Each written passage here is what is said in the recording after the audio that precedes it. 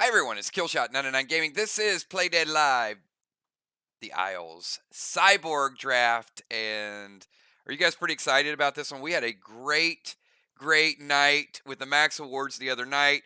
And tonight might be the boldest edition we have ever had in Play Dead Live. I mean, this is crazy, but this is the way the game has transitioned.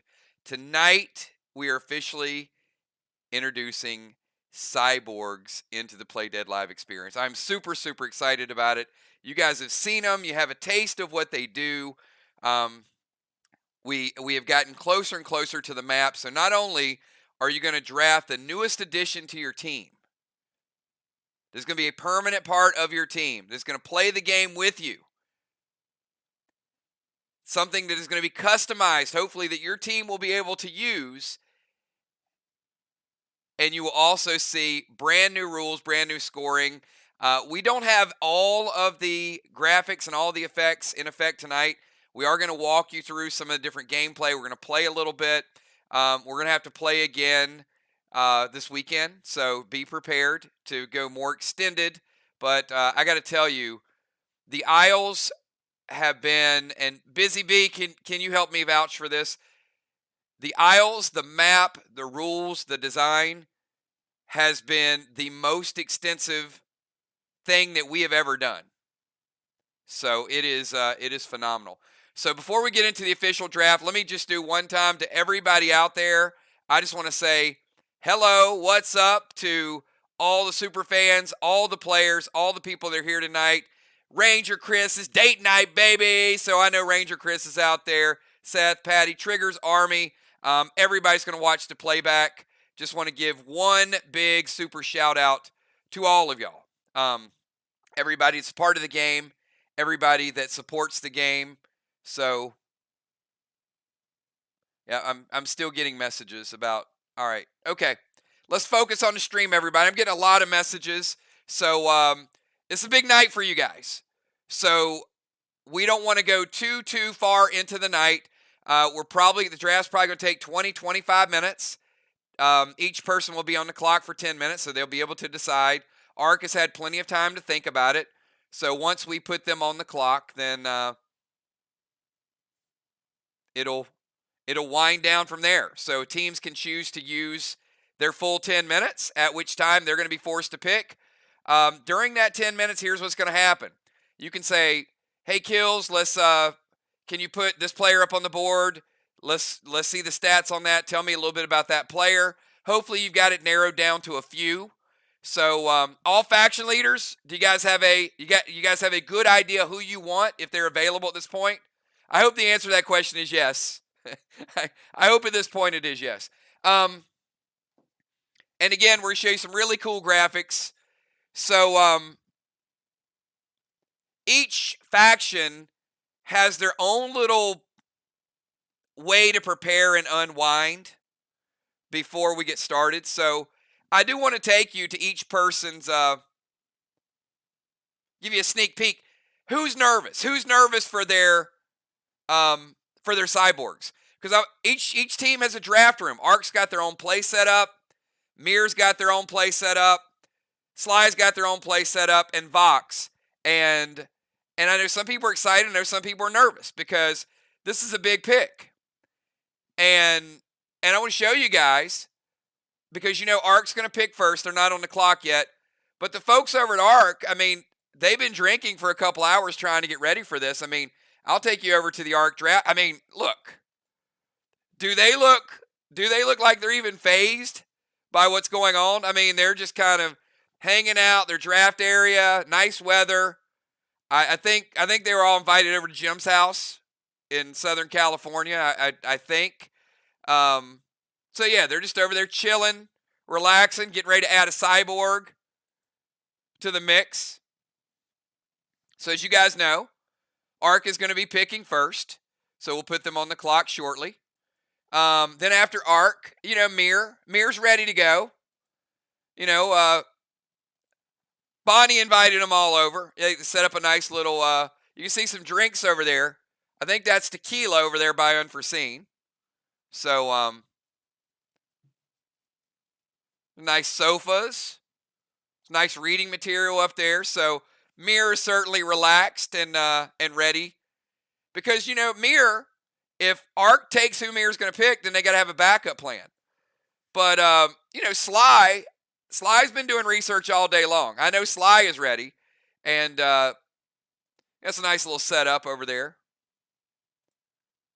So Sly just relaxing, see who's going to kind of fall into their lap. And Vox, I got to be honest with you guys. Vox had the trophy, and they've been filling it up with liquor and alcohol. Ron has been drunk ever since they won the championship. Like nonstop, Ron has been drinking, and look, I mean, this is what Vox is doing these days. They're just out there chilling, hanging out by the pool, up by the bar. You know, Ron, you know, jumping in the pool, doing all kind of things like laps and, you know, dancing naked, karaoke. That's what Ron does. So, yeah, they will get the last pick. And again, it's going to be important of where they pick and who they end up with. And then after we do all that, we're going to take you guys to the next phase of PvP. Because, again, and look, it's going to be a big deal. All season long, it's going to be a big deal for Vox because they are the defending champions. They are the best in the business right now. And it's up to all of y'all to see if you can knock them off the pedestal. Because once we do the Cyborg draft tonight, we're going to be transitioning in. We start the season on Monday night. It is at Sly. Sly wants to get revenge. They want to get a great start. And Vox wants to repeat. Because the only team in PDO history that have ever repeated as back-to-back champions is Team Mirror. No other team has ever done that, and Vox is trying to do something that nobody else has done. So we're going to see if Vox can repeat, or there's 3 hungry teams out there ready to do something about it. So I am going to take you guys to the Ark draft room. And Jim, you guys are officially on the clock.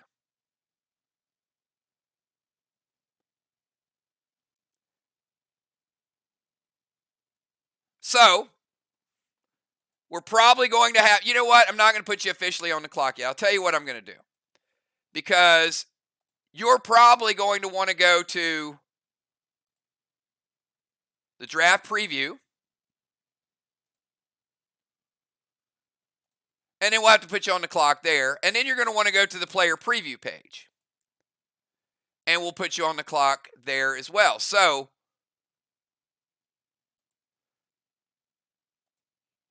now, we're officially going to put you on the clock. So, Jim, you guys got 10 minutes. There's timers all over the place. So, do you know who Ark is drafting? Or are there some people that you'd still like to research and see? Or has Ark made a pick? And then we will move on to the next one. So all the dominoes fall right here. This is what it's all about.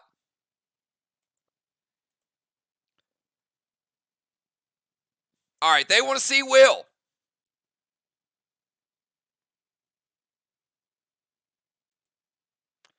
All right, so you can see the clock still running.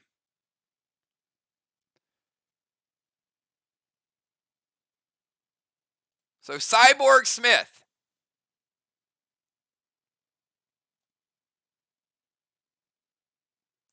And he does a move called the slap attack. The slap attack will reduce a player's base by 33%. So if a player has 1,000 base, you play Cyborg Smith, it's going to cut them down to 667. And then you can do your attack on them. So the Cyborg moves will happen at the beginning of a turn. So it's a nice setup.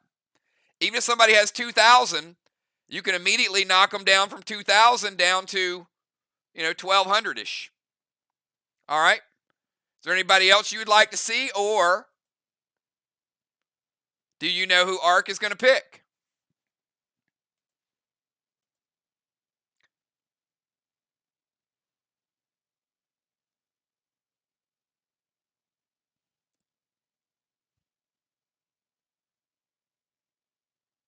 All right, she wants to see Dolly.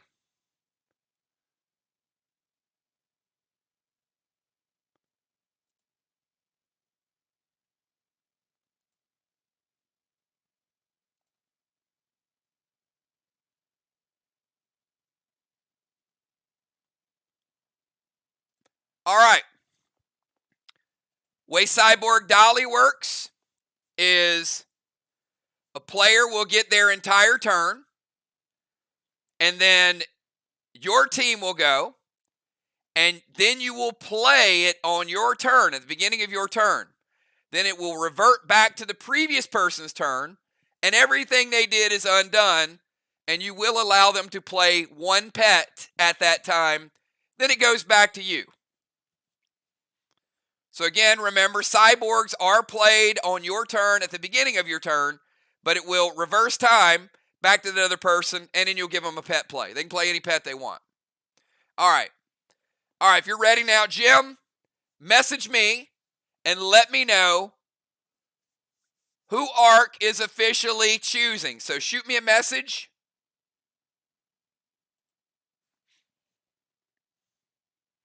I'm going to take you guys to the draft stage.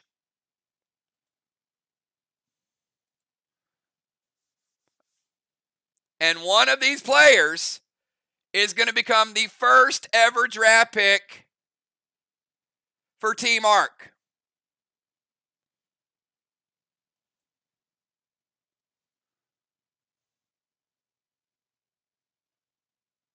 All right. And without further ado,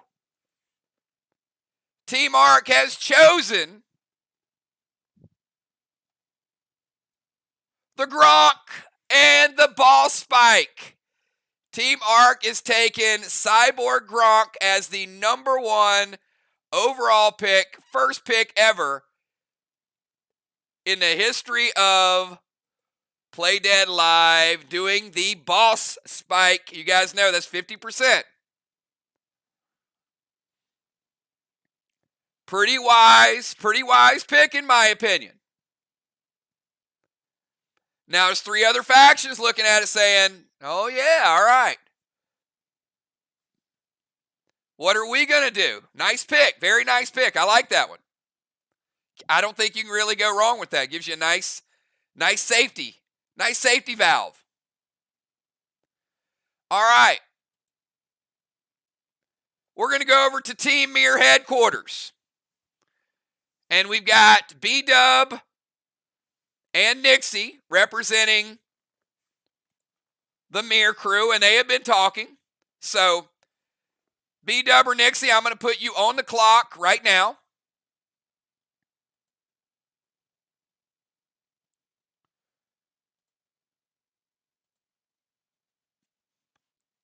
You got 10 minutes. Ask any questions.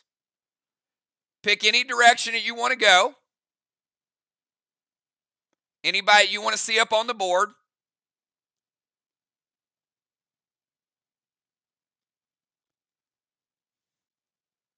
I mean, this has got a nice draft feel to it, doesn't it? Doesn't kind of put you in the mix. All right, B-Dub says I don't even need any time. B-Dub, you can shoot me a message and let me know who your selection is going to be.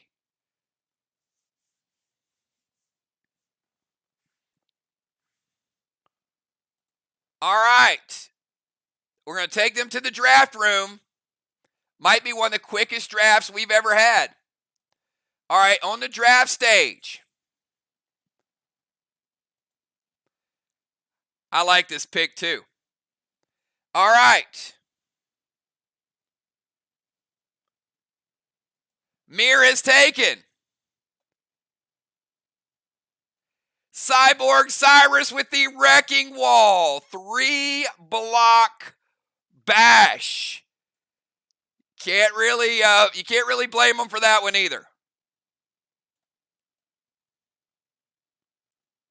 I do like the Wrecking Wall attack. All right, we got some ball smashing going on and some Wrecking Wall. Now, and I wonder if those 2 picks were on Sly's list. If so, they're going to have to rethink a little bit. But Sly, you've got Smith, you got Elton, you got Abe, you got Air, you got the Fly, and you got Dolly, all still on the board.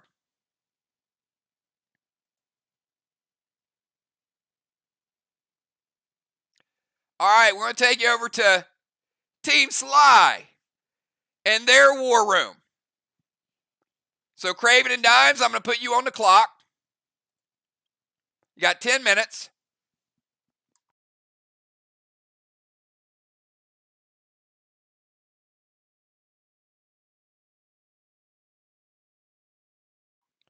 All right, Dimes wants to see Fly.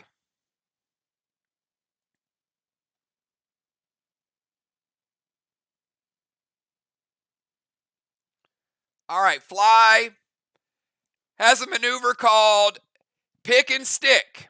And again, this is not a defensive maneuver. None of these are DIs.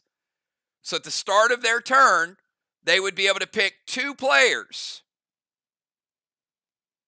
move them, and stick them in place. With this, you cannot glide and break that stick.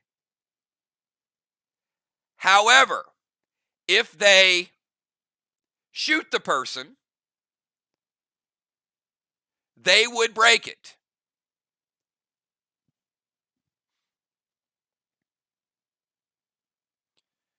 But the opposing team cannot break it.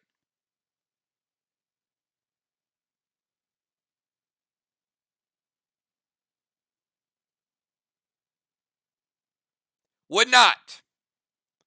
The opposing team cannot break it. Only Sly could break it if they choose to attack. That would be up to them. You can't Talon out of it. You can't Alien Wand out of it. You can't break it. It is a move and a stick.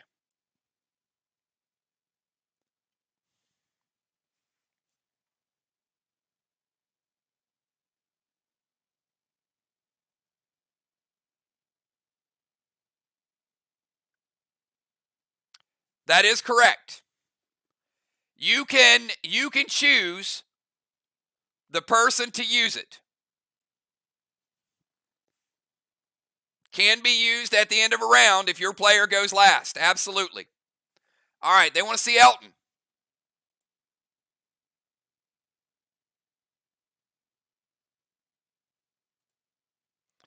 All right, Elton. Silent Torment. On Sly's turn, whenever the captain designates in front of that player, the chosen player becomes silenced and cannot enrage this turn. So that means you could prevent them from playing a pet, a legendary, and they can't enrage, so they can only do standard attacks. So this is nice to prevent a boss from being played. Works like a stasis, but maybe even a little better. Works like a silent smoke that can't be prevented. But they still can do a regular attack. They can still light a straw man. They can still play a BT7.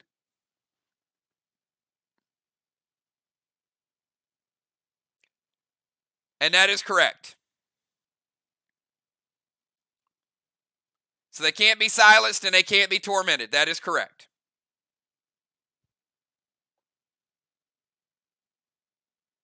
You can't spam them.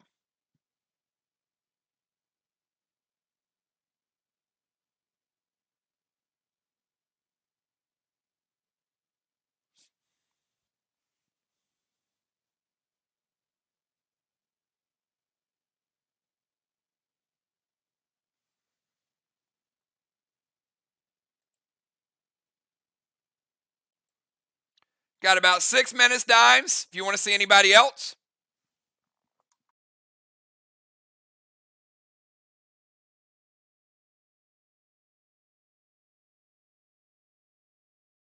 All right, Dimes. Send me your pick. We got to pick in, everybody.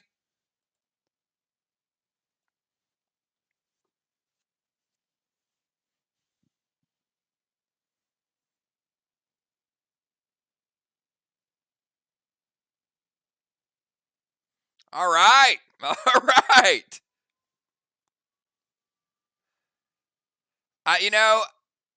I like it. I think this is going to be fun. Certainly the most creative out there. Team Sly picking Cyborg Dolly. They want the alter time move. They're like, we're going to see what you're going to do. We're going to reverse you out of that move. And you know what? We'll let you play a pet. You can still play your boss. You can still play your thorn. But we're going to get you to show your hand. And that's going to be a real frustrating, sneaky type of thing to do. You go through the whole motion of doing what you're going to do, and then they just rewind you out of it. Now, if you use a legend, if you use something, you can still use it again later. It doesn't cost you to do it. But certainly, no, they can't undo a cyborg. Cyborg moves don't get reversed and prevented.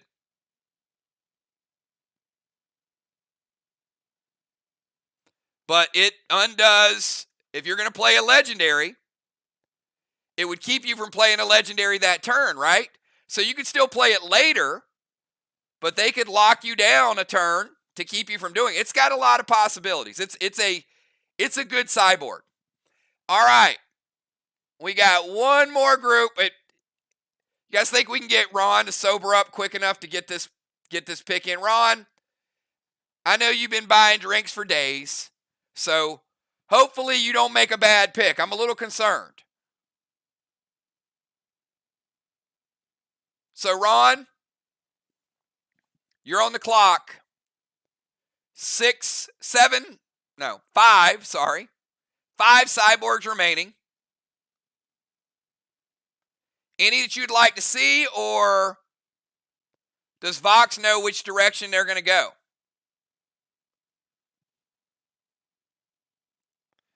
You know what? I could look in my crystal ball,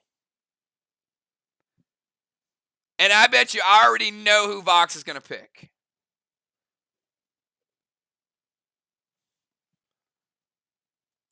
All right, Ron wants to see Abe.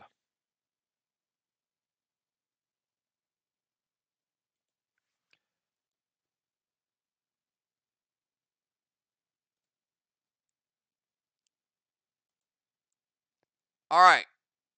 Let me take Elton off the board here.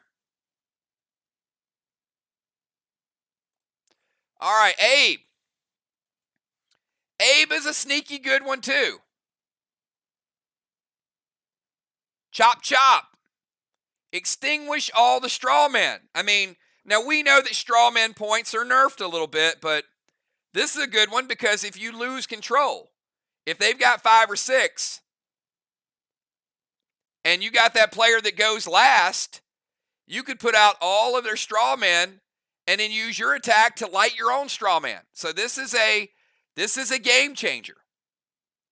And it's a good setup. It's a good setup move. Even if you don't go last, you can do it any time. You could do it at the beginning of a turn, put out all their flames, and then start lighting your own.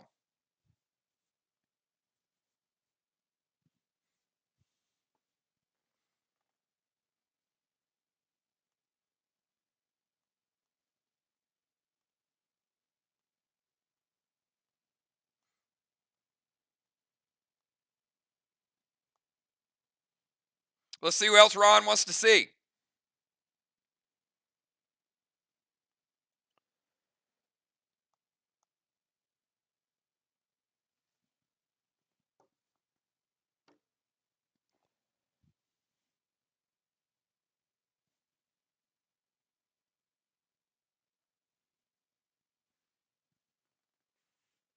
All right, Ron wants to take a look at the fly.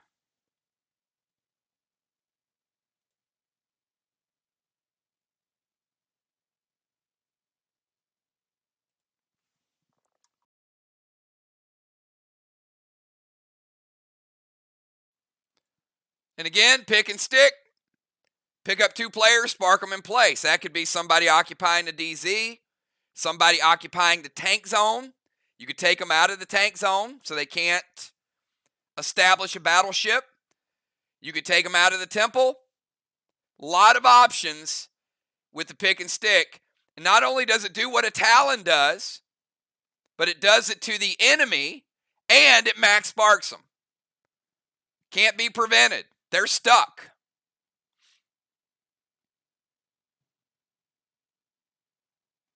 I mean, imagine if you thought somebody was desperate to go occupy Main Street and you picked them up and stuck them and they couldn't occupy Main Street. I mean, you have got some choices.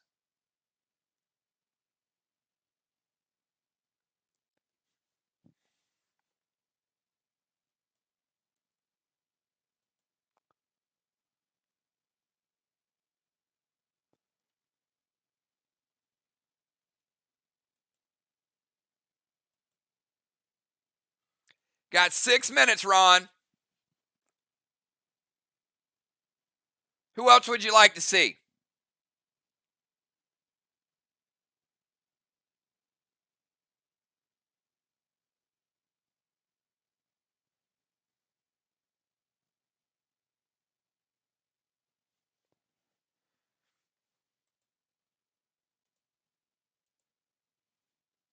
You know what? We're trying to get Ron, and you know what he's doing? Dude is like swimming. Hello, Ron. We got a draft going on while you guys are partying. Man, it's gonna be one of them seasons. All right, he wants to see Smith.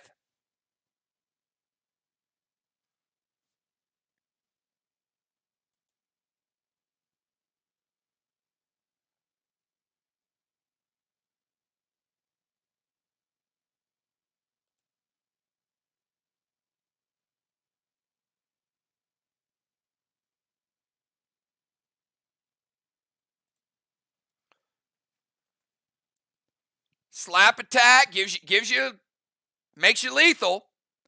Would this be something that Vox would pick and mix up their style a little bit? Vox not known for the all-out PvP, although they did in the tournament. Would Vox go on the clock and have people wondering if they were going to be a little more dangerous this season?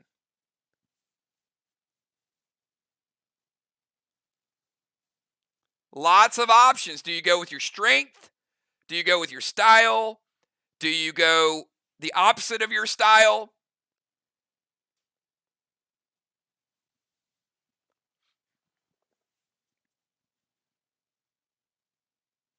All right. Ron has his pick in. He just messaged me.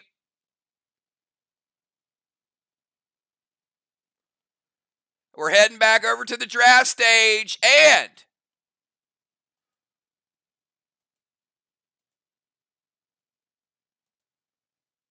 Vox is choosing the fly. Vox is taking the fly off the board. All right, that means next season we will have a 2-round draft, and these 4 that did not make the cut will be in the mix. In addition to others, and next season we are going to do a 2-round draft. So not only will you get 1 cyborg, you'll get 2. So by the time we finish the Isles, you're going to be able to have 3 cyborgs on your roster. So it's going to give you a lot of versatility. So you guys are having a great time tonight. You're having a lot of fun, something brand new that we added to the game.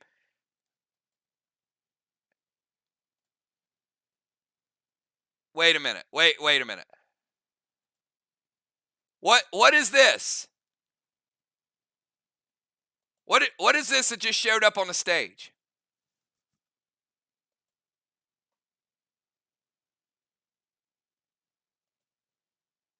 Wait, do you mean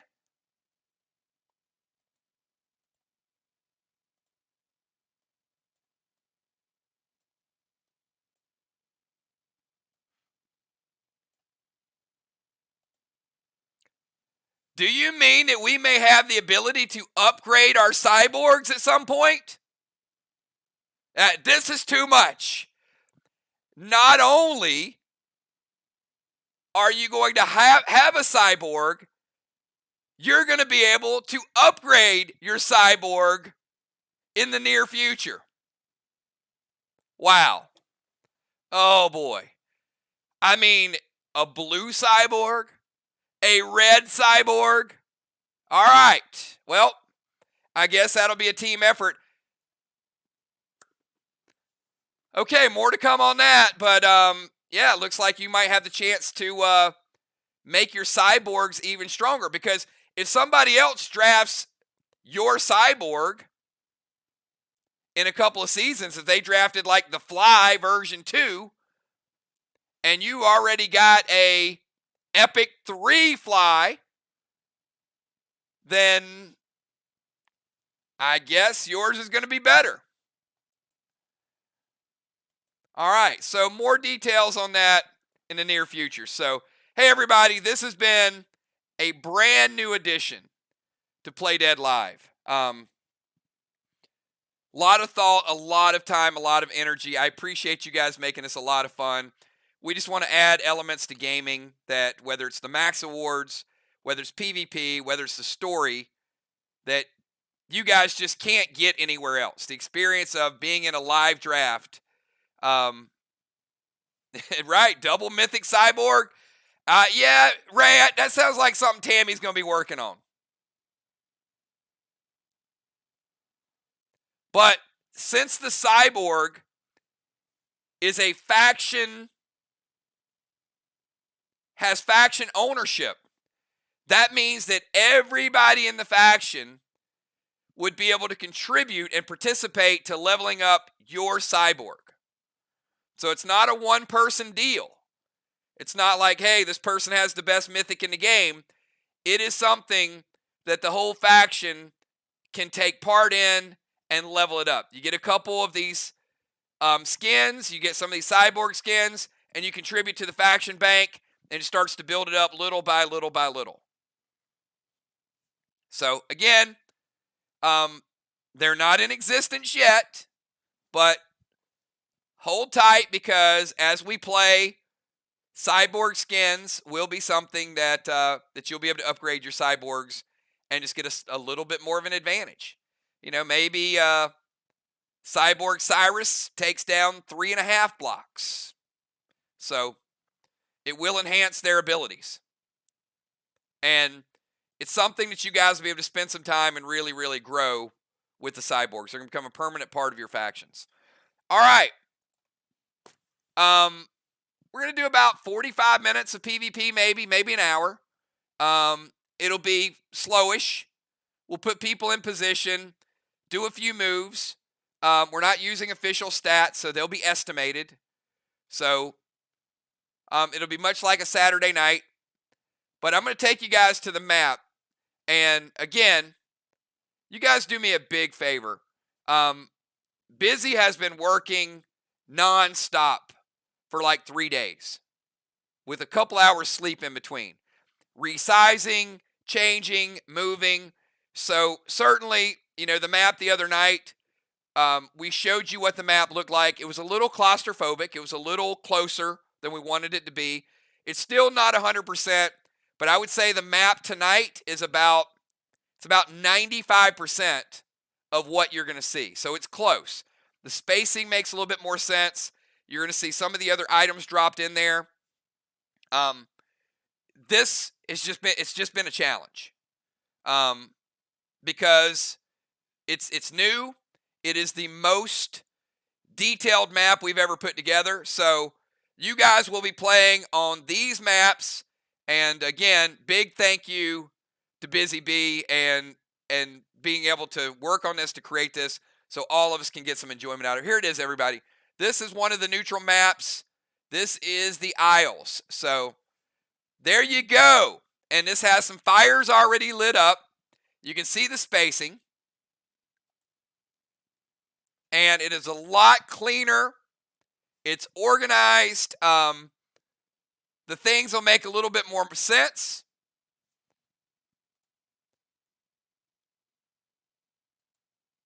We'll kind of walk you through where everything is.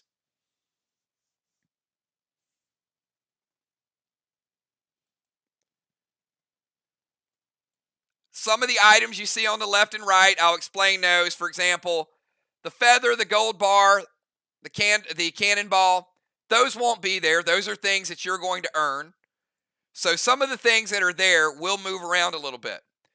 You can see our substitutes going to be down at the bottom, down here where Football Master is. Now we got a nice designated place for our subs. You can see up in the top, we got Tiny, we got Animal, we got Crimson up there. Over on the right side, you can see we got Boss, we got Benny, we got Tang. These are regular things that we're going to play. And then you got this very, very interesting path that goes up to the DZ. And you can see the Rover. Craven's kind of guarding that path. And down here, you got Cat. She's kind of guarding that path. So you got a tank position over here and a Rover position over here, sort of standing in front. J-Law at one bridge, Dimes at the other bridge. You can also see the tank zone. All right, so the tank zone is basically, see where this fire is I'm moving around? So this fire, this archer, these psychos, this bridge, and this area. So this circle right here is your tank zone. And there happens to be a battleship right there. So the tanks, easy maneuver, they start in the tank zone. With Cat, you got the bridge, you got the fire, you got the Silver Archer, you got the psychos. So that's your tank zone. So you have to be established in this tank zone in order to get into the battleship. Bombers, same. Defenders, look at this, Ray. You got like your own little pathway to walk down. Pretty cool. You can still portal over to the other side. Nice little ledge there. Ron portals the other side. There's a little balcony. So I'm sure we'll see that.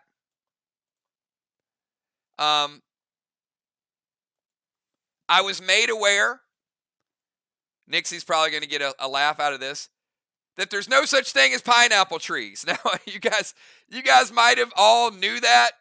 I probably knew that, but I don't eat a lot of pineapples, so I have referenced shaking the pineapple tree, but pineapple trees they're not a thing.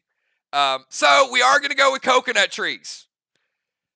But coconut trees will not knock you out. But the default is going to be a coconut tree, but you don't have to worry about it falling on your head.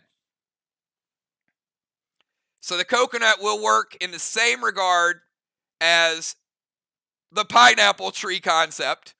It'll be like it's going to be like the shell-shocked, but I know. Well, that's what I was thinking. I was like, yeah, I could make a pineapple tree. It's like nobody else has one. We can do whatever we want, right, Dimes? I agree with you. But we are going to use coconut trees, and that will be the shake the tree aspect. And that'll be in round 4. The dungeon is right there. Craven's like, where's the dungeon? This is the dungeon. You see the little skeleton. And if you guys want a close-up of the dungeon,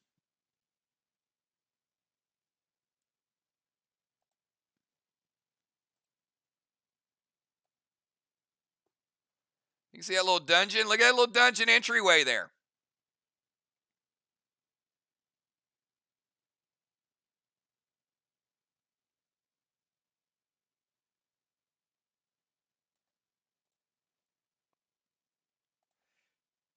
So, to let you guys know, maybe you guys don't know this.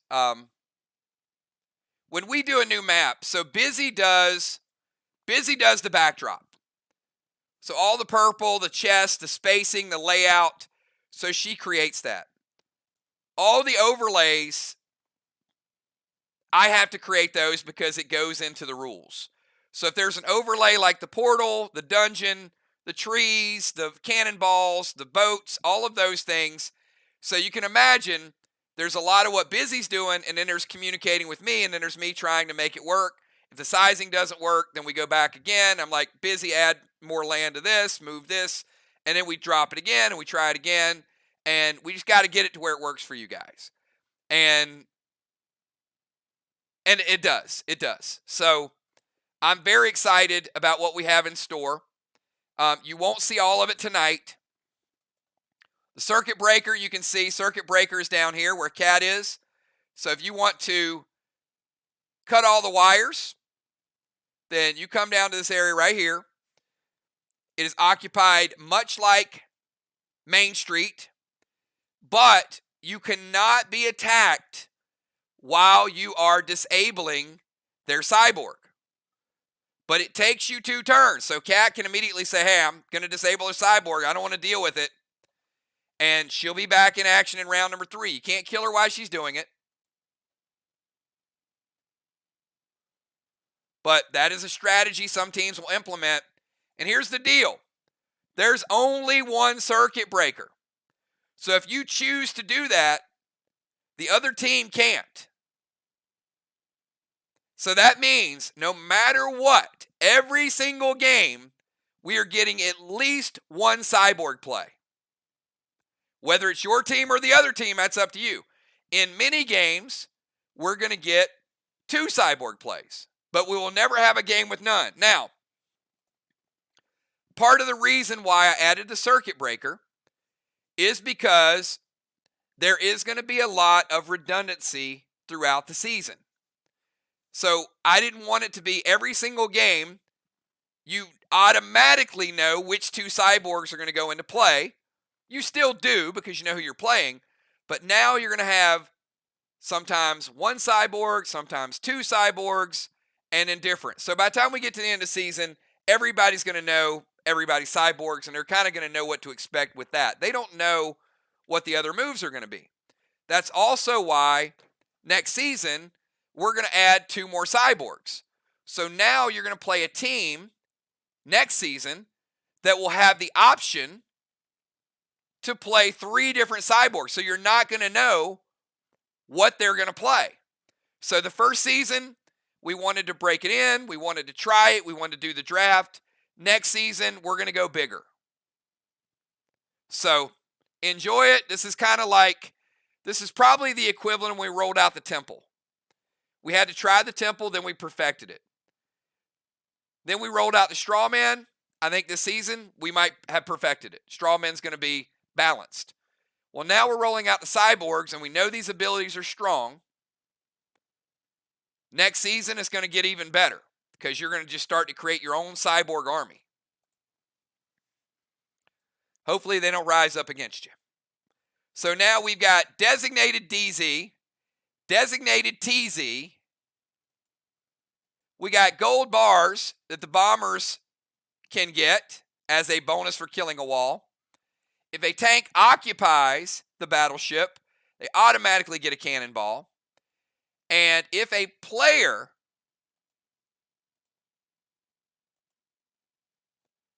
is killed either in the portal or out of the portal, that player will get a feather.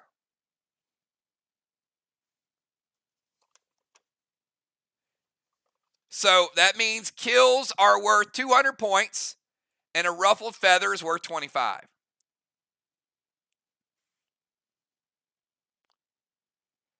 No, because Cyborg's Busy can only be played in round 3 or round 4. So the Cyborg has to be disabled in round number 1 to be effective. So let me put it this way. If you go to Circuit Breaker, I'm going to tell you guys this right now. If you go to Circuit Breaker in round 2, you are making a fatal error. Because yes, in that situation, somebody could play their Cyborg in round 3. So you're either going to commit to it at the start of the game, but if you play it in round 2, you're going to lose 2 turns, and more than likely the other team is just going to use it before before you cap. Does that make sense to everybody?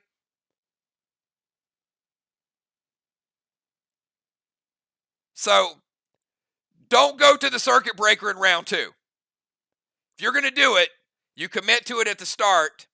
Otherwise, you're going to waste your 2 turns more than likely because the other team's just going to play at the start of round 3 before you cap, because you won't cap till 4.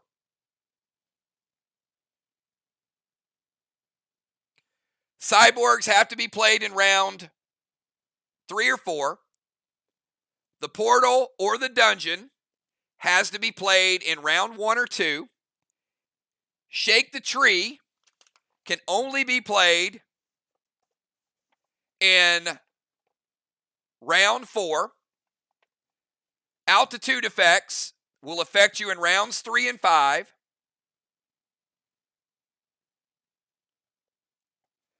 Battleship can be used anytime, but once you occupy it, you get knocked out or you leave it.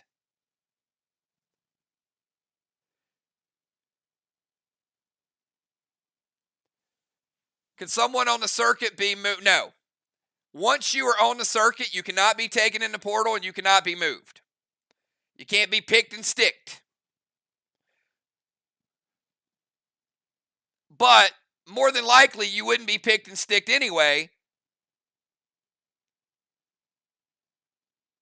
I mean, technically you could be a target, but they can't stop you from doing that. So, example, player number 1 for the team on the left side goes and says, we're going to disable the circuit. And then you're playing Vox, and at the start of round 3, Ron says, I'm going to pick and stick the person at the circuit before their turn. Then no. They're not a valid target. They cannot be targeted while they're at the circuit board.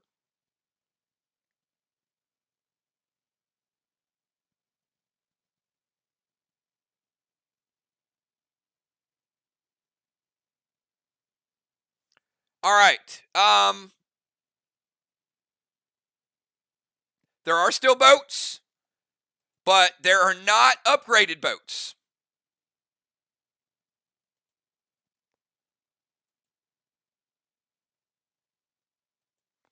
So the boats are standard. Regular boats, they do what the boats do.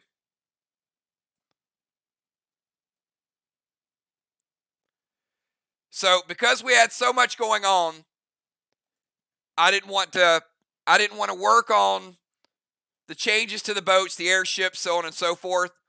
So boats will still be played and they'll still be effective. Probably because, people are going to be in the DZ for long periods of time trying to cap it. So I'm pretty sure while they're there, they're going to try to get some extra points.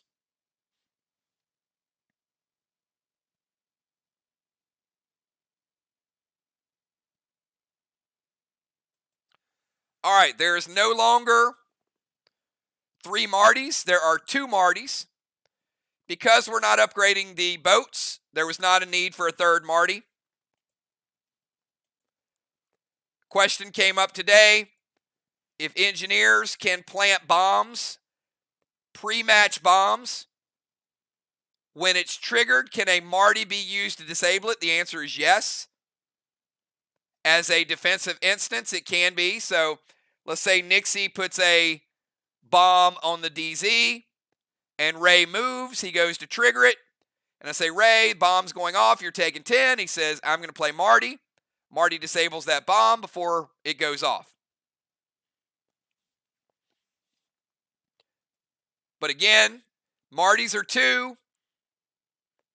Ellies are 1. Blues are 3. Psychos are 2.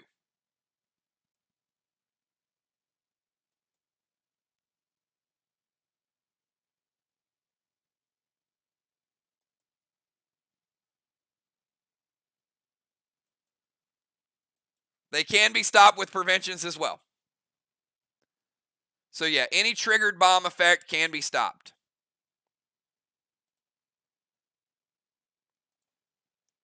Have a good night, Eric.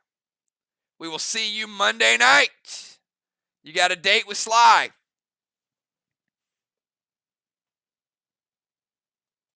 All right, so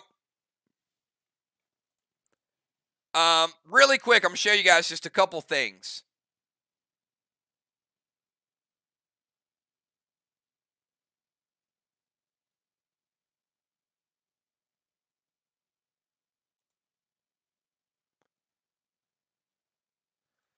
So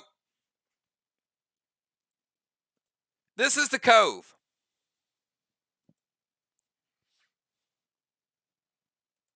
That's pretty good. And I know those of you that played in the Cove, you loved it. But I want to show you the artwork, and I want to show you the difference between what we're doing right now and what we did a year ago.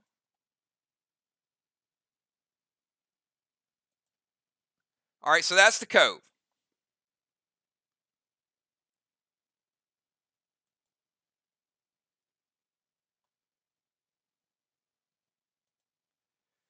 This is the Bay.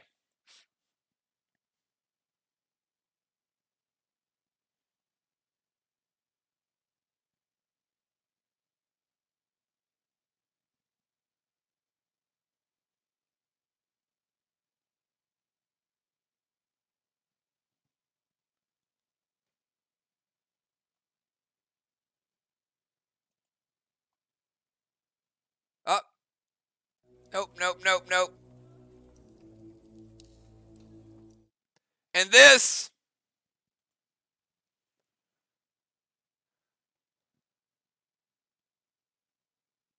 is the Isle. Now, have we crushed it? So if you guys are loving the Isle, elevation, change in graphics, absolutely crushed it. All right, so who wants to play a couple rounds? Who wants to get in there? No items will be used. And somebody messaged me early, no bundles tonight. So we will be bringing the gear bundles back Monday night. You'll be able to work on your ether gear. So we're going to focus on inventory this weekend, and then we'll be back to get you guys some items out there. So we had to scale back just a little bit because I got to get caught up. We've had Max Awards. We've had a tournament championship. We got a brand new map we're rolling out for all of you guys. So inventory will be next on the priority for this weekend. So gear will be back on Monday.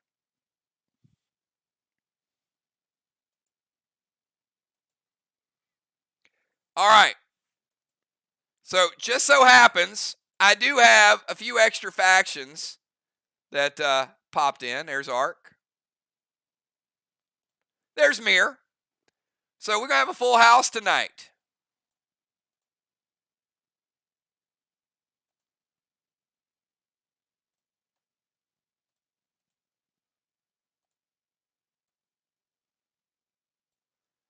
So look at all this extra room we got. I mean, is this nice? Like, there's actually some space to have some extra players in here that want to get in the game. I can just line them up all along the side here. Like, literally, I can put a whole extra faction over here. Now I go to the other side. Look at that. Along the top, we can put Dow up there, put Jim up there. Ray still got room.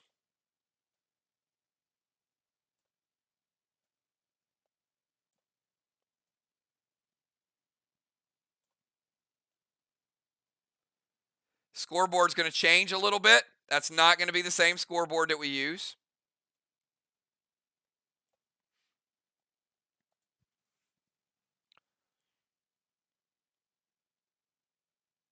All right, so I'm going to get, I see several people jumping in. I'm going to put Crimson over here as a rover. Get Crimson in the game.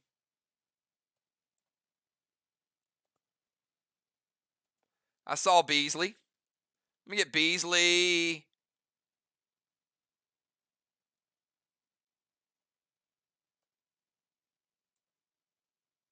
Beasley, I'm going to put you over on the other side as a bomber.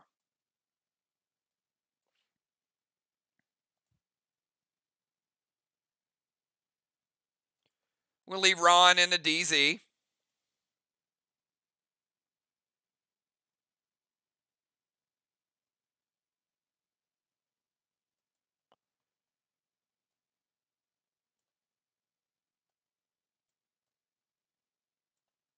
We'll put Julia over here as a rover.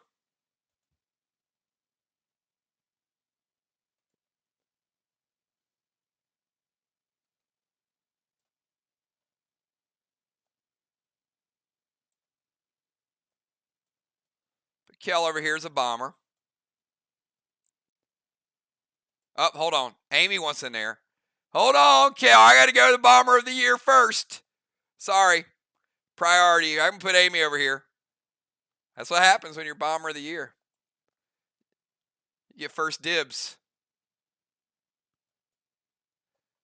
All right, let me get I'm gonna get Julie J over here beside Ron in the DZ.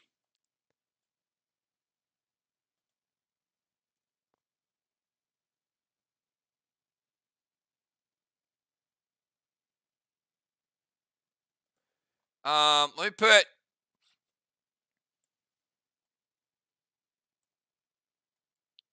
I'll put Craven and Moon both in the DZ over here.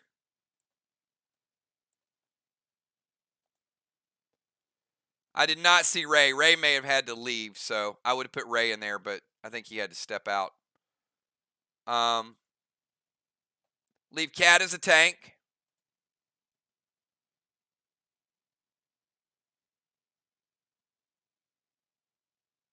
And we'll put Ron. Let's see, Cat as a tank. Dimes as a tank. And then if you guys did not get in, just hold tight. We'll play a couple turns. We'll sub some people out. Busy's like, I created the damn map. Get me in the game. She didn't say that, but I'll say it for her.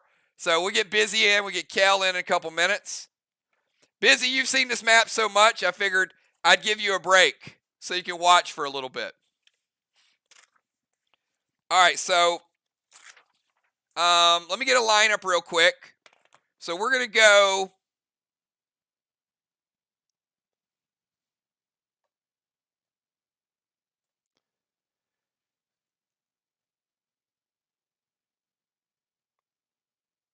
We're going to go Craven, Sheila, Julia. No, hold on. Craven, Sheila, Moon, Julia, Crimson, Cat, Dimes. What the hell? This is like Sly and Jason. I didn't even realize. Okay, whatever. We'll do it this way. It's fine. We're going to sub some people out. Dimes, Ron, Bones, and Julie J. All right, so again, Craven, Sheila, Moonshot, Julia, Crimson, Cat, Dimes, Ron, Bones, and Julie J. No pre-match buffs. So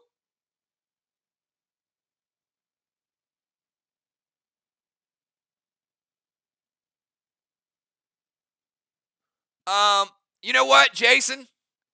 Jason's either high or he can't stay, so I'm going to put Kel over here. All right, Jason, so we're going to sub Kel in for you.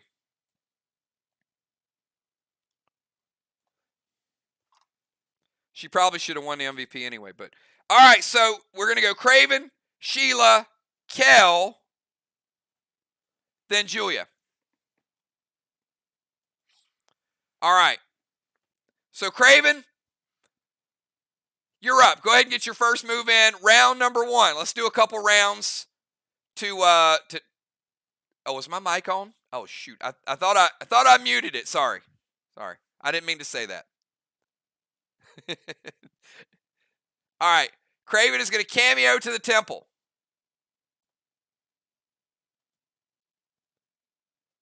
Boston Main Street.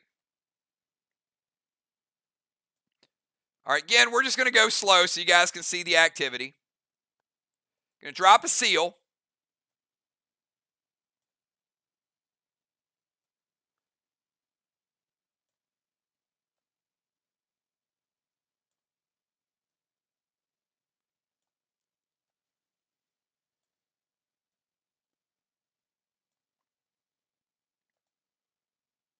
And Ron says, nope, you're not lighting that. They're going to put out the flame. So Gold Psycho to Craven, breaks his absorption. All right, Shaman Sheila, you're up. And again, do whatever you want. No, play as an individual. Have fun. It's what the All-Star game is about. Do whatever you want.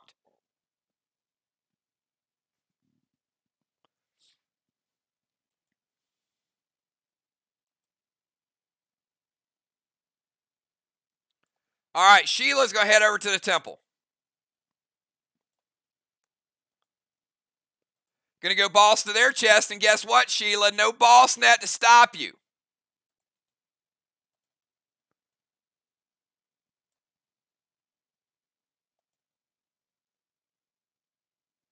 Going to go Max Seal.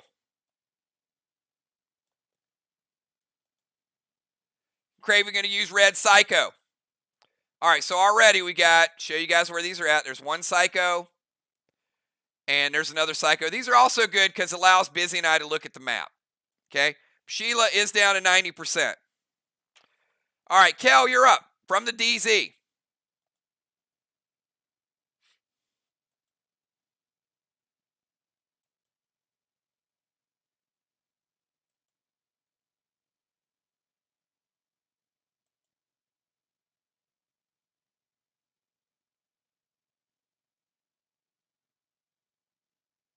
Gonna go Mythic Torrent, Seal, Standard Ammo to Strawman.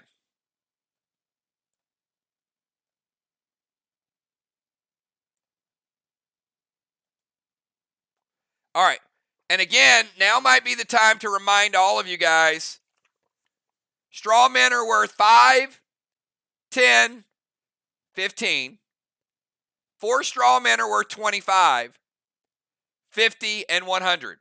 So this is good practice to see how many Psychos are going to be used to prevent 5 or 10 points.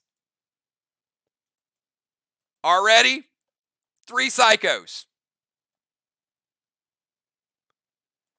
So Kel lighting 1 flame. So yes, 5 points on the board.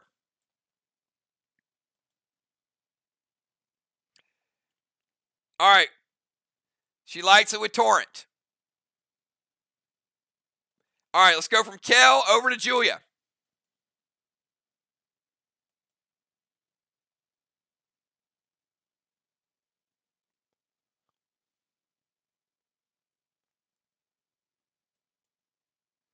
Can't seal, but you can circuit breaker. All right, so no seal. All you can do is circuit breaker. So Julia, 2 turns, not allowing the cyborg to be used. All right, let's go to Crimson. Crimson, you're up.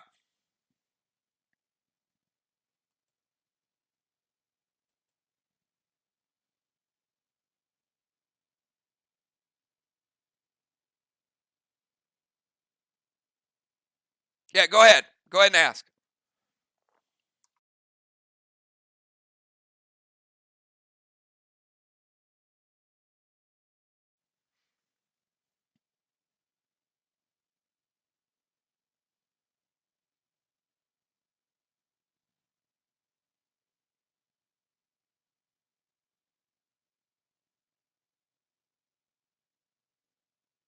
No.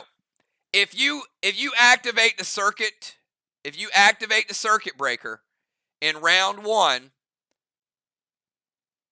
it disables it. You're giving yourself up. There's no attacks. There's nothing that can happen to do that. So any player in round 1 can disable it and take your cyborg out of play. Now, they won't get to go until their turn, But in round 3 and 4, you got nothing. All right, Crimson's going to activate Quake. The Quake Shake is going to move Beasley out, and it is going to shut it down. Now there's one chamber, so Crimson using the Cosmic. She's going to seal.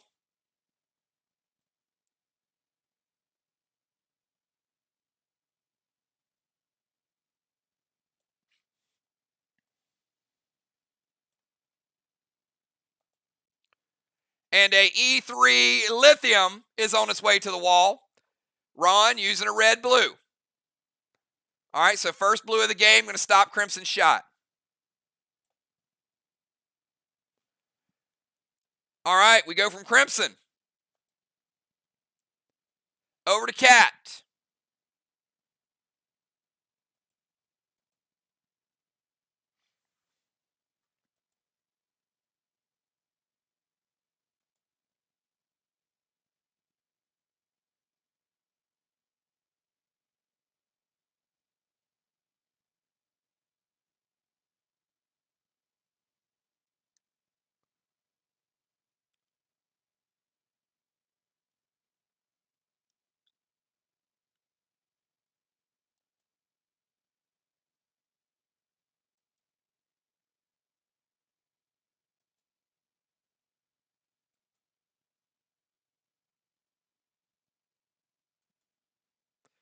We got Cat, Dimes, Ron, Bones, and JJ. All right, she's going to activate Ion.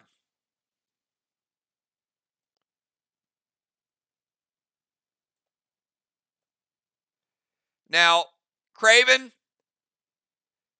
let's just say Sheila went first, and this is Sheila's team. So that means you will be playing in Arc.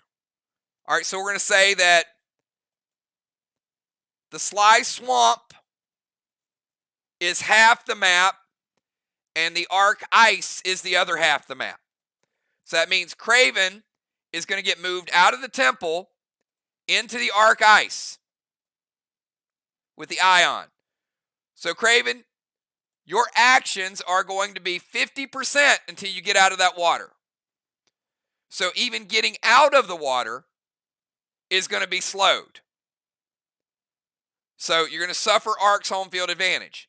Now again, if anybody gets dropped in the water on the other side, they're taking 10% damage because they're going to get Sly's effect.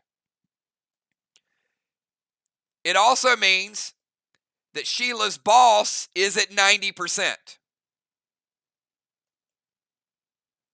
Because she played it in Sly waters. Okay? That's the way the home field advantage would work. Now, you wouldn't have both of them working at the same time, unless it was a neutral field. But on Monday night, all the water here is going to be damaging water because we're playing at Sly Monday night. So those bosses in that other chest going to start at 90. All right. So she's going to Talon Sheila to the temple. So let's get her move. All right, so she moves Craven into the slowing waters. Talon Sheila.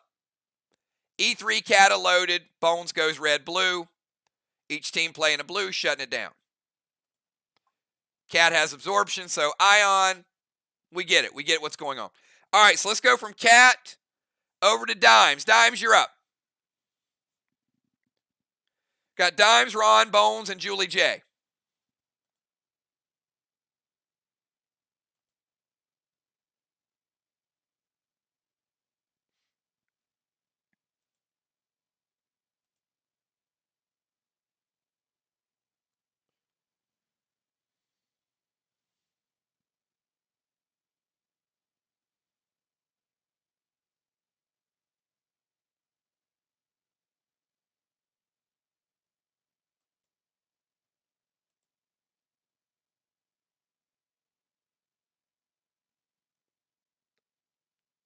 All right, Dime's going to get in the battleship.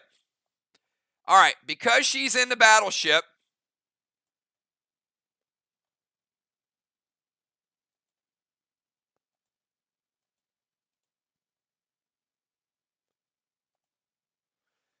All right, she automatically gets Cannonball.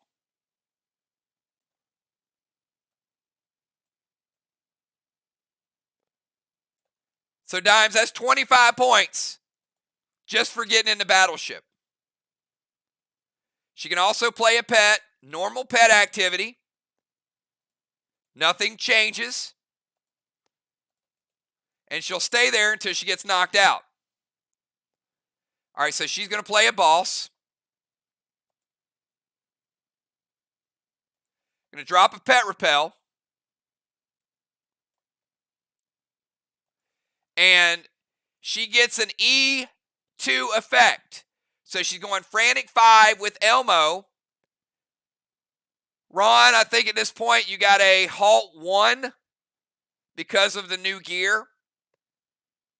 So Ron is going to halt it, which is going to take it from a, Ron's like, oh, I'll take that F5 to an F4. Well, don't forget, she gets the E2 effect for being in the Battleship. So it's now a Mag 7. Ron's going to take it down to a Savage 6. So we got an Elmo that's hitting. So Dimes gets the points for the Elmo, and she also gets the wall damage.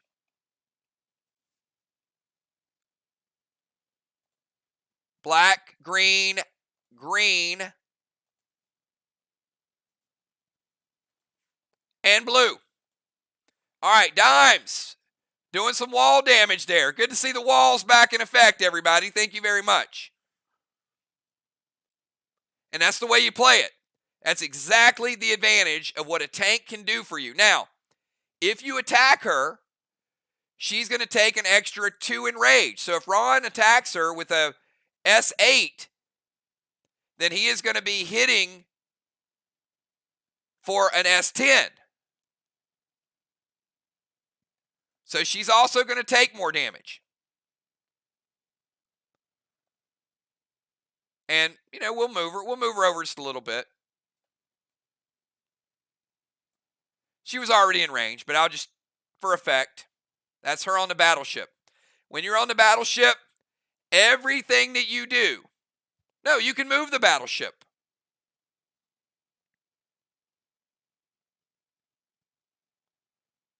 You can drive the Battleship around. Cat can jump in that Battleship. She can go wherever. Now, you also do not take the water damage when you're in the Battleship. So you're not slowed. Now, if you release a boat in Arc Waters, that boat does half the normal damage because that boat takes twice as long. So by default, takes half the normal damage. So if you're playing at Arc and you release a boat, not a Battleship, then your boat takes twice as long to get to the wall. But the Battleship, you can drive around in the Battleship.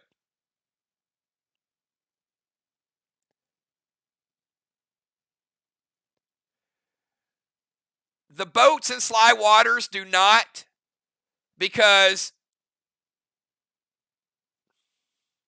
you can't really kill them. So they don't get a boost. They don't get a nerf. You just don't get it. The effects that you guys have is that you guys do more damage than Arc does. So the extra effect that they get is just to slow down your boats. Their boats go normal speed. Your boats go half the speed. So it's just something when you play Arc, you got to plan around it. You might not release boats when you play Arc. Or you might. It's kind of like when they play bosses in Sly, they got to plan on starting out with an extra 10% damage if it's not Main Street.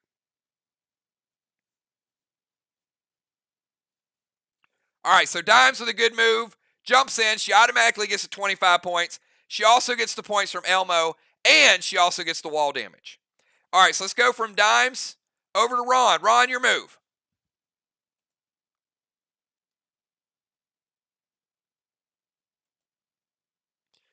And again, tonight what we want to do is just kind of walk through some of the moves and see how it works out. So Ron's going to go Vines to Kel. Breaker Seal. Give her the effects of Vines.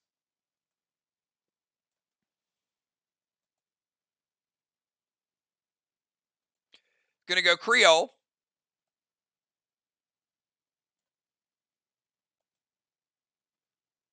And going to portal over. He's like looking for medics. All right, Ron's going to portal over and try to stab Kel with a Gold Ellie. With a Dark Shadow, sorry. Craven's going to play Gold Ellie.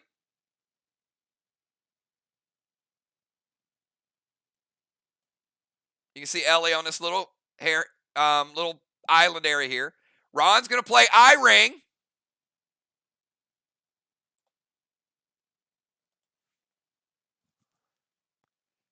And Kel taking double damage from the Dark Shadow.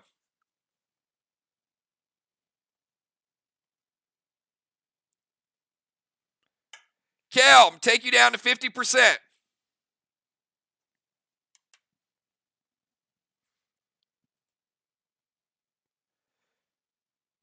All right. Let's go over to Bomber Bones. We got Bones and we got Julie J.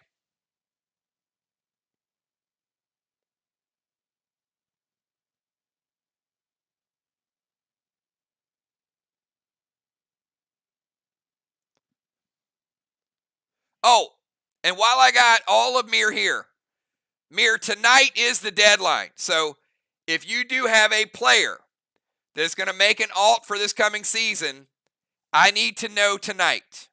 We set the deadline as Wednesday, so if I don't hear something by midnight, you'll be staying with your current team. All right, so Amy's going to Talon Craven to the DZ. Now, that's a good move because he would have been slowed. But, again, if you're playing in Arc Waters, Arc's probably like, yeah, got him to use a Talon to get out of our waters. See, that's an extra move that maybe you hadn't planned on.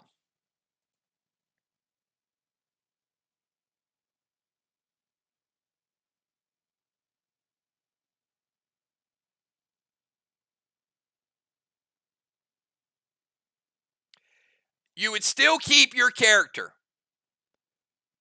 but you wouldn't use your character. You would create a different character to play this season.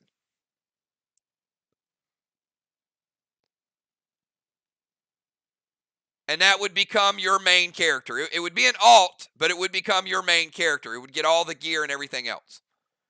All right. Thrill is Seal, M7, Carnage, Ron playing Prevention to shut it down. Man, Amy trying to get that explosive damage. Ron ain't having it, so Ron using a Prevention. Correct. Oh, and I do have another announcement.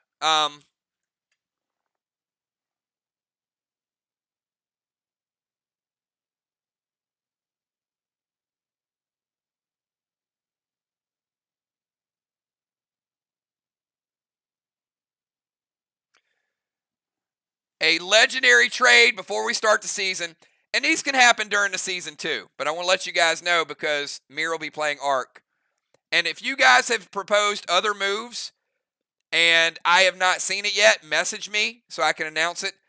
Dow is going to be trading the Cape of Craven to Julia. And it will be locked to Julia for 6 months. Not only for the Isles, but also it will not be traded during the next PvP season, if at all. So this is probably as close to a permanent trade as a lockdown as we've had.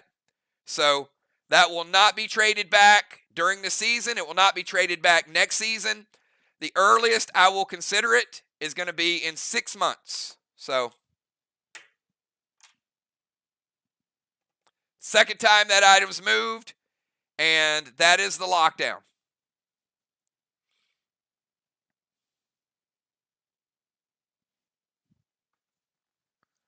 So again, if you have items, if they've been traded twice, I'm likely not going to approve it. If they've been traded once, it's going to be a 6-month period minimum. So, let you guys know. Okay. Julie J, you're up. Final move of round number 1.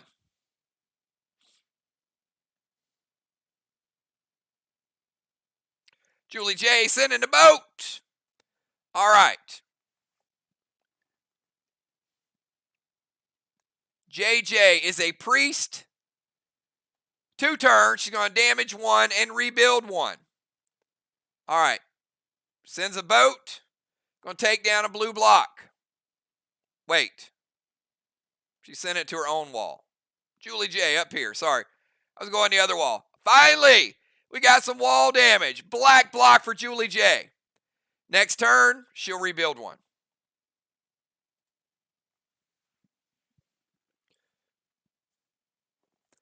All right. Yep, you rebuild yours, or you damage yours, and then you rebuild 1 of theirs next turn. If you proposed a major, legendary, or cosmic in the last week, message me again, because to my knowledge, we haven't done inventory in 6 weeks, okay? 5 weeks. We haven't done inventory in 5 weeks. In 5 weeks, there's a lot of new legacies. There's a lot of new wands. There's a lot of new gear. That's why we got to get it done this weekend. All the trades prior to the tournament, everybody knew about those. So that's not a big deal. So to my knowledge, the only big trade between players of legendaries that was not announced was that trade between Dow and Julia. So if you have and I missed it, message me so I know. Or if you plan on trading something, message me so I can approve it and announce it. All right, so you don't have to do it right away. There's no lockdown during the season. So it's just something we wanted to announce. ARC wanted to do it before the season started, but if there's something you want to do, you can do it next week. We're trading legendaries up until the tournament. So as long as it's a valid move or something that makes sense. And again, you can now do cross-faction trades again too. Remember, we shut that down for the tournament. All right, so end of the round. We've got 1 blessing for the All-Stars on Sheila's side. Now let's take a look at the DZ. The DZ, we've got Julie J. But then Ron put them on lockdown. So that means it would be 25-0. Just like normal scoring. But we also have Julie J, Kel, Ron, and Craven all spending 1 round in the DZ.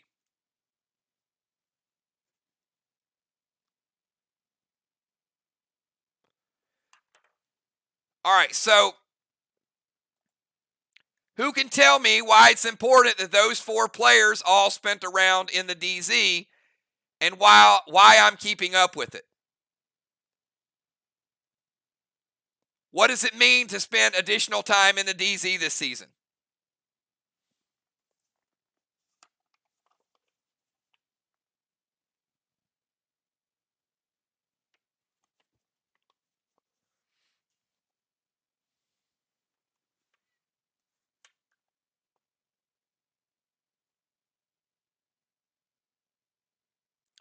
Julie J knows. The thing at the end, the player who spends the most time in the DZ gets 100 points. The player who spends the second most time in the DZ is going to get 50 points.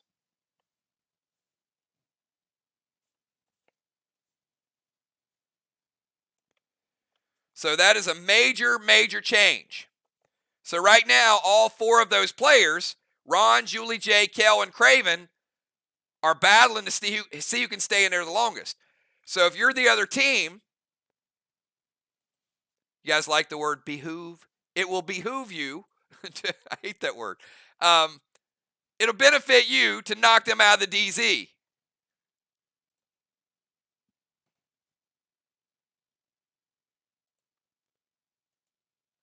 All right, let's go to round number 2. Anybody want to step out?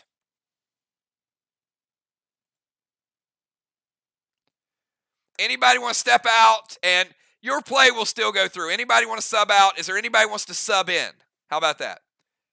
Before I take volunteers to step out, anybody watching that wants to get in the game, play around? Probably ask it the wrong way.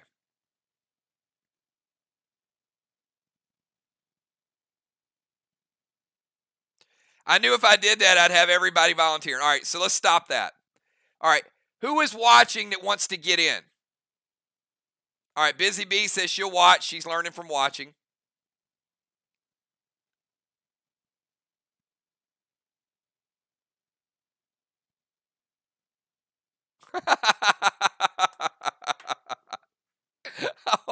Oh, Ron. Ouch. Ron, that was as sharp as your dark shadow.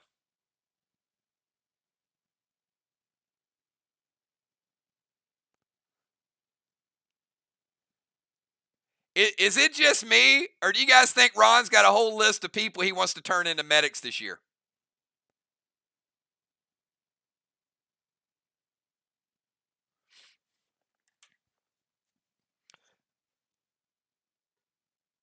All right, you know what? Let's leave it. Let's go to round 2. Craven Light. Kick us off in round number 2. We'll do one more round so everybody can kind of get familiar, and then we'll wrap it up and we'll play a little bit more. There might be a PvP element to Friday night because you don't have dragons. So you might see a little bit Friday and Saturday. So we'll test this a little bit more so you can ask more questions. We'll let a round sink in. Because after you see a couple rounds, you're going to have questions tomorrow and Friday. I know it.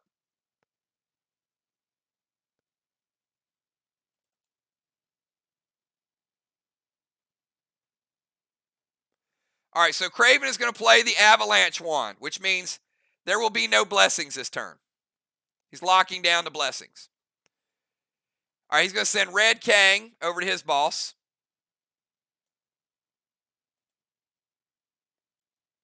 Going to send Vines to Ron. Going to hit Ron for 10. Drop him down to 90.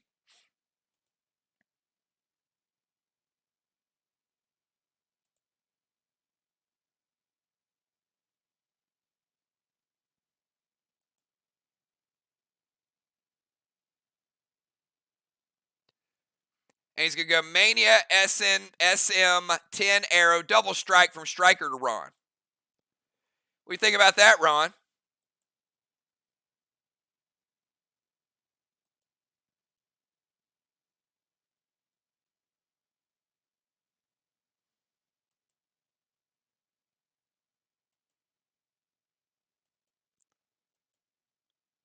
He's calling Cat on the phone right now. He's like, Cat. He's like, bring it. All right. He lets it hit. Okay. Ron, I don't have your base in front of me, so I'll approximate.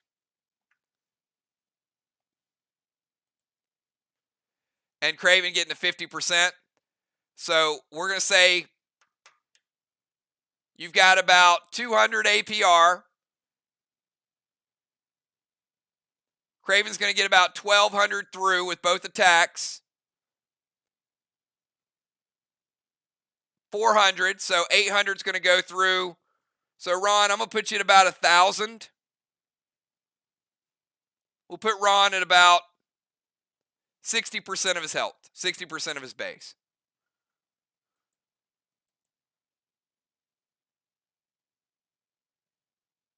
All right, let's go from Craven over to Sheila. Shaman, Owen in the temple.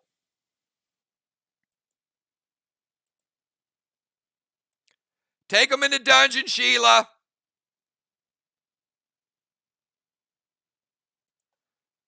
All right, Sheila's going to go Red Tang to her boss. Remember, Sheila's boss is 90%. Doesn't take 10 every round. It's only a one-time deal.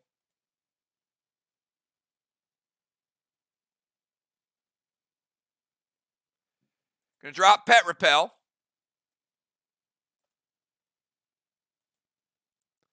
And Craven. There you go. Red, blue from Dimes. Second blue of the game. They don't want Sheila dropping that Elmo.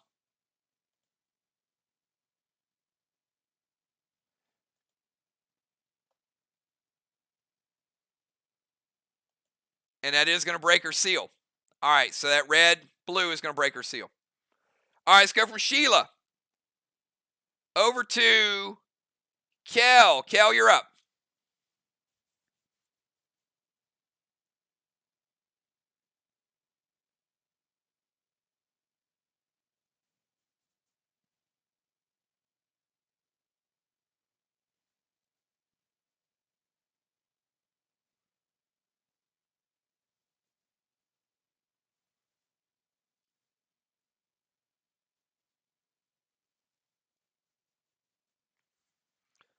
Ron, you've got everybody in the game looking for a Dark Serpent.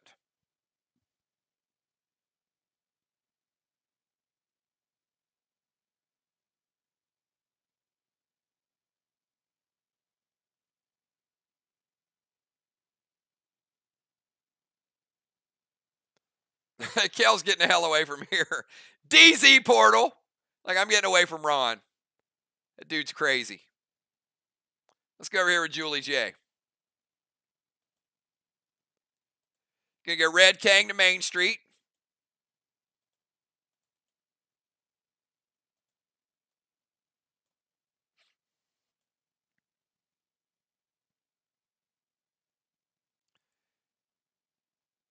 Seal and Thrill.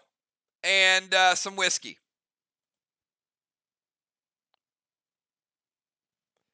All right, we go from Kel to Julia. We skip Julia and we go to Crimson. That'll be Julia's final skip. So next turn, she would shut down their Cyborg and get a turn.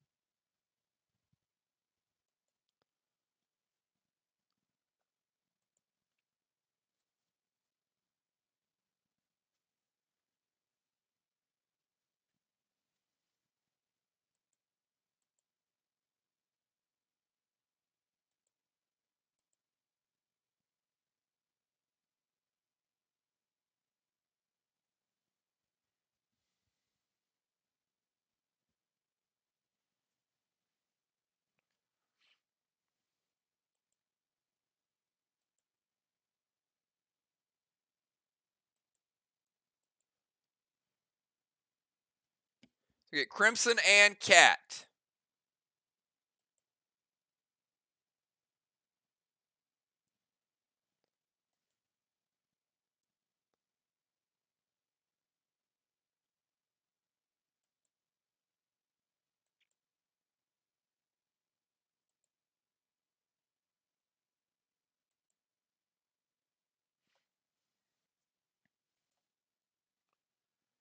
Mythic Kane to Sheila's boss.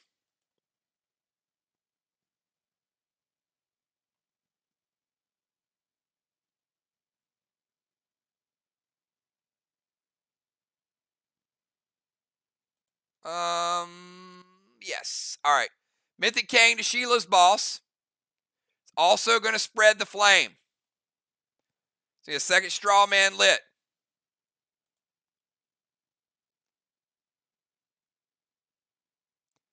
Sheila's going to eclipse her boss, so it doesn't hit. And a pet repel. Nice. Sheila able to. Crimson was going for a big 1-2 punch. That's a lethal combination right there. You guys better watch out this season.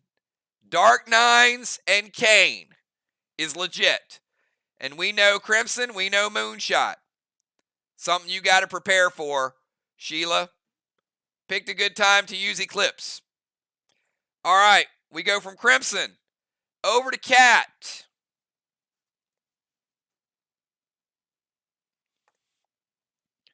And I know Deadly Dime's just having fun driving around in a battleship.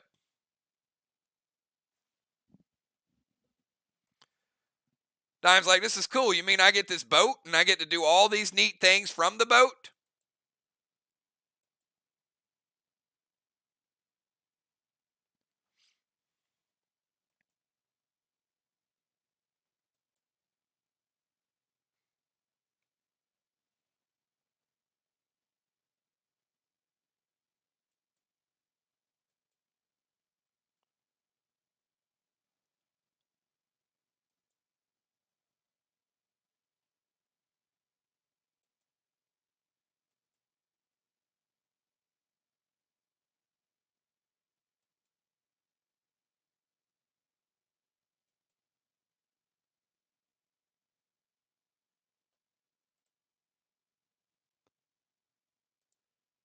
All right, Cat's going to jump in the boat.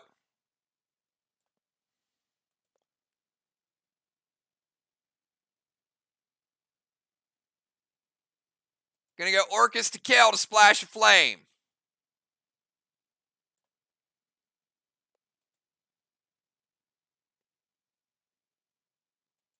Going to drop a seal.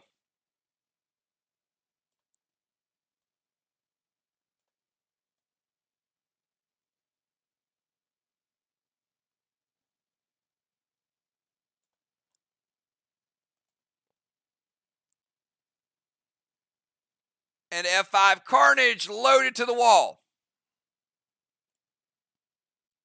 Double green. All right, and Deadly Dimes is ready to throw. And you know what? That's what we're going to call it, everybody. So, as a quick recap, to tell you guys, Craven hit the nail on the head there. A lot of ways to score. So let me give you a recap of what we saw already tonight. And this is where you're going to learn it, and it's going to become like the back of your hand. But we already saw tonight more different ways to score, more versatility than we saw in any games last season. We got a straw man lit, minor points. So we got 5 points for one team. We had both teams grab cannonballs. So Cat just got a cannonball for jumping in the boat. We had people already hit walls. We had several wall attacks go in. We've had DZ points. The dungeon is still in work. All right, so I need 2 volunteers. I need 2 volunteers for the dungeon. How about Ron and Craven? All right, Ron and Craven.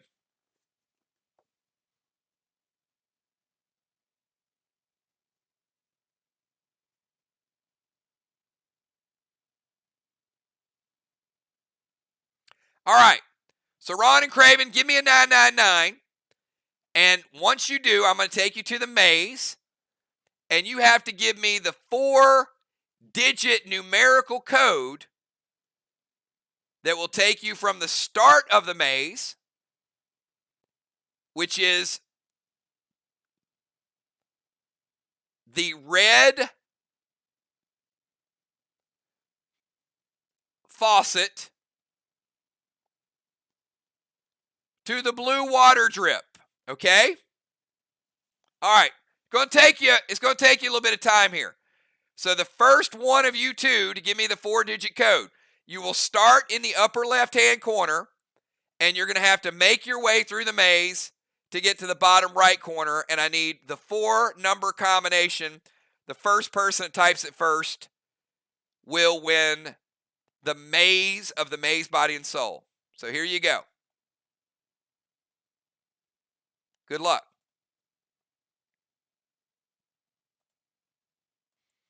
Now, this is just a rough example.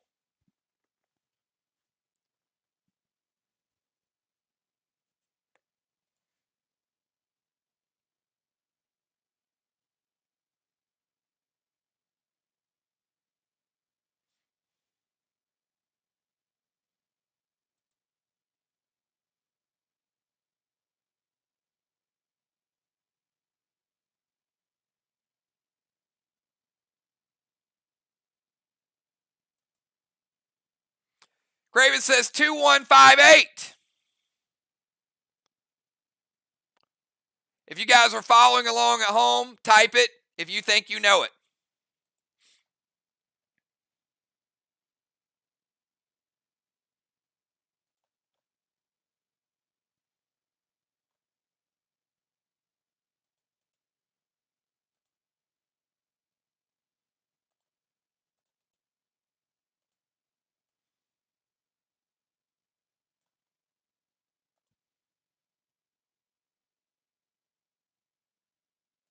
All right, so Craven says 2. 2. 1. 5.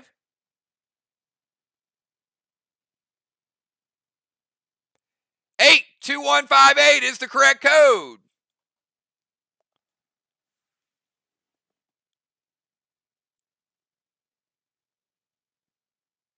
All right, so that's how you navigate. So that would get him the maze. The maze would allow him to have a buff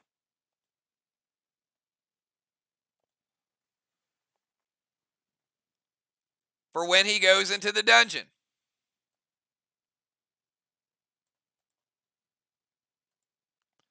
So, still more to come with the dungeon. We're not going to fight it out tonight, but that is your sneak peek. And I'll have something a little bit more detailed for you guys over the weekend. So, this is where we will slug it out.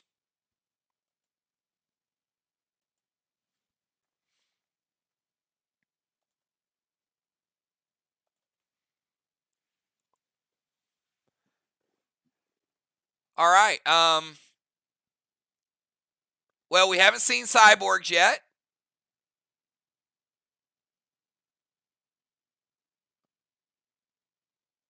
No legends, no cosmics, no legends or cosmics in the dungeon. Basic items. You can play Dark Legacy items, but nothing that is labeled legendary or cosmic in the dungeon. So, if you're going to be in the dungeon, you might want to have a backup weapon that is a non-legendary weapon.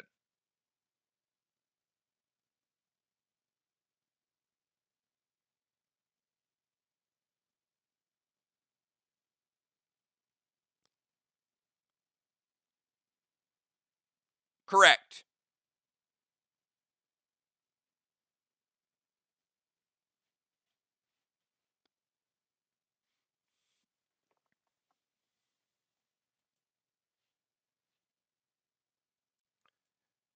All right, so we've seen a pretty good example. And the good thing is, look, we had a lot of Vox players tonight. We had a lot of Sly players tonight, and they're going to go at it on Monday night.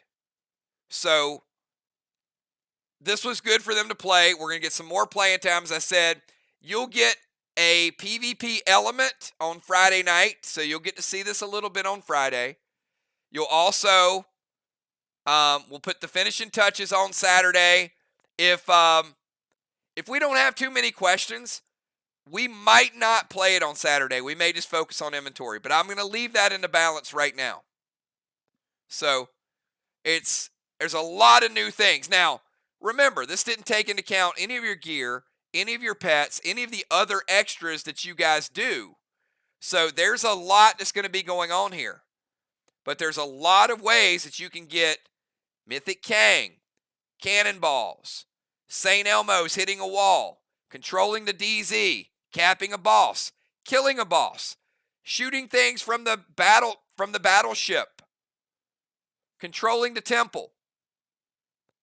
It is going to be the most fun season. So let me say this again. I'm going to say this one more time, and I won't get on the soapbox again. Stop viewing PDL as cutthroat, win at any cost. Winning is paramount to what we do. But when it's over, it's over. Embrace the next challenge. We have invented game after game after game. And it is time to go out there and give it your best this season. The jungle is over. The cove is over. The bay is over. Go out there and prove that your faction can learn the Isles and master the Isles before the other teams do and become the best at this. The challenge in PDL is perseverance. It's changing your style to the next battleground that comes out. Who is going to be the best in the Isles? That's what we're going to be proving right now. Can your team learn all of these? Can your teams beat the other team? Because every team thinks they have the best PvP, the smartest PvP, and the most prepared PvP. And there is not one damn team that is going to lay down for you. There are 3 teams that want to beat you every single week. And that's what I love about this group. You will not get an inch to spare from any faction that's out there. And that's what makes it fun. And that's also what makes it rewarding when you do beat the other 3. When you beat those other 3, you know that you earned it. And that's what the Isle is going to be about. Go out there. If you're the best, don't talk the talk. Walk the walk. Get with your factions. Do everything you can to go out there and beat the other factions. So with that being said, everybody, you guys have an awesome night. This is the first ever Isle Cyborg draft. Congratulations on your cyborgs. They are now a permanent part of your faction. We're going to go into the Isles, figure out how to play them, figure out everything that you need to do to make it successful, and then we will see you guys on Friday night. Have a great night, everybody. We'll see you. Thanks again. Cyborgs are in full effect, and can't wait to get the Isle started. Have a good night, everybody. Peace.